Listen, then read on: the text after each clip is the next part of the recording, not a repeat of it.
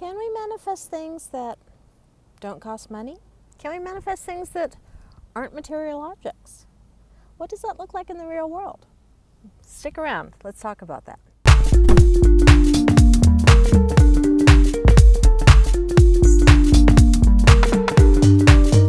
Now, most of us, when we think about manifesting, we're thinking, I'm going to manifest $1 million. I'm going to manifest a house. I'm going to manifest a boat.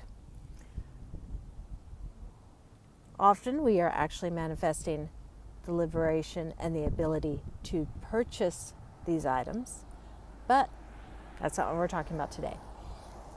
It is entirely possible to manifest things that have no connection to money at all. It is entirely possible to manifest a state of mind. It is entirely possible to manifest a way of being. And there may be times in your life when that is really what you need. If you are facing a challenge, you can manifest the strength to overcome that challenge. You can manifest the perseverance to make it through a long-term challenge. You can manifest the peace and serenity within to deal with whatever issue is in your life. Now, this isn't something that gets talked about as often because it's not as sexy as manifesting money is. Let's face it, we all have the dream of being a millionaire. But we also all face challenges. We all face those times when it feels like you just cannot go on. And it is more than easy. It is entirely possible to manifest the state of mind that gets you through those time periods. So if you have watched my video on changing your mood, this is going to sound really familiar because it's related to the same thing. Manifesting within is actually easier than manifesting without because of our perception. We are dealing with our internal quantum field, which means we do not have to worry about the interaction with the external quantum field. But also, for most of us, it is a lot easier to manifest something that doesn't have a tangible form. Just because we don't have to tell ourselves it's going to show up. We can immediately change the mood. We can immediately get that burst to make it through to the next goal. So how do we do this? Just like any other manifestation. Step 1.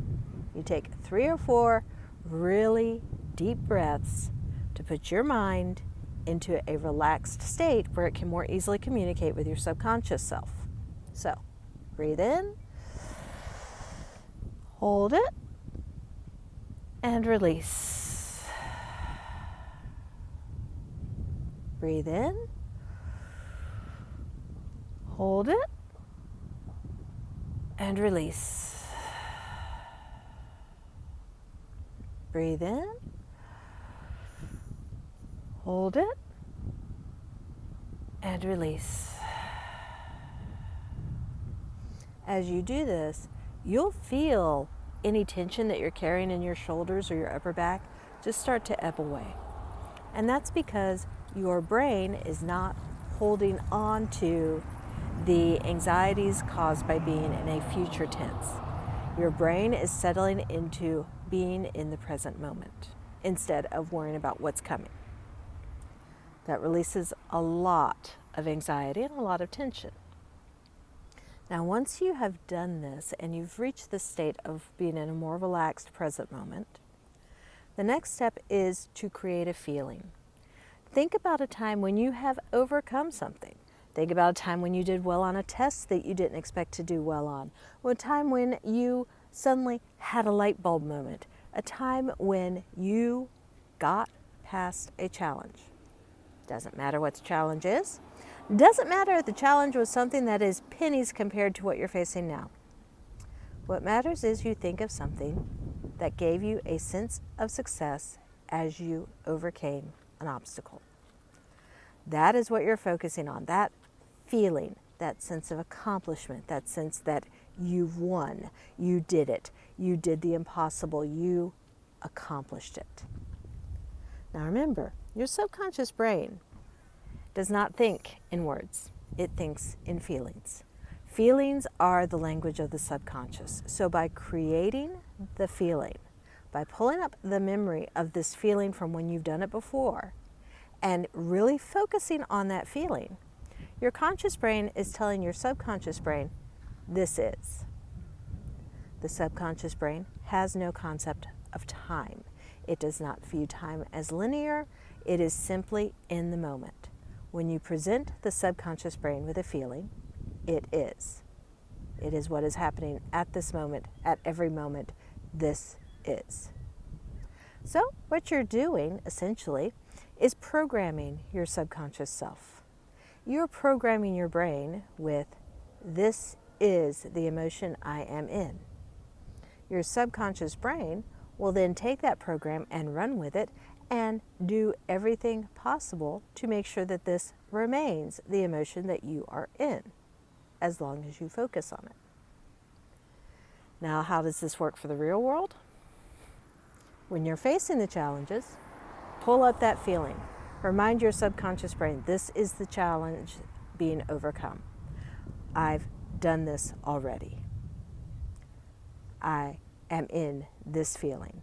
And that is where the subconscious brain will respond with, oh, here is more of that feeling.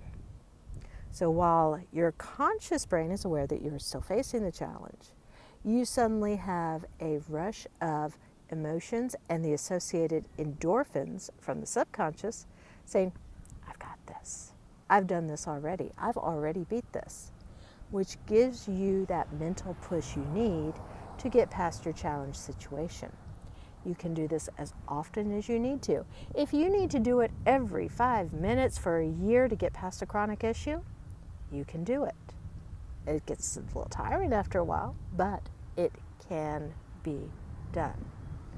So what emotional state do you need to be manifesting? What memories do you have that you can pull on to bring that manifestation home? Let me know. Tell me what it is that you've been going through. I love talking to people, and if you have any issues at all with manifestation, drop me a line. You could either talk to me here in the comments or, send me an email at marnarenee@gmail.com. And I will see you in the next video.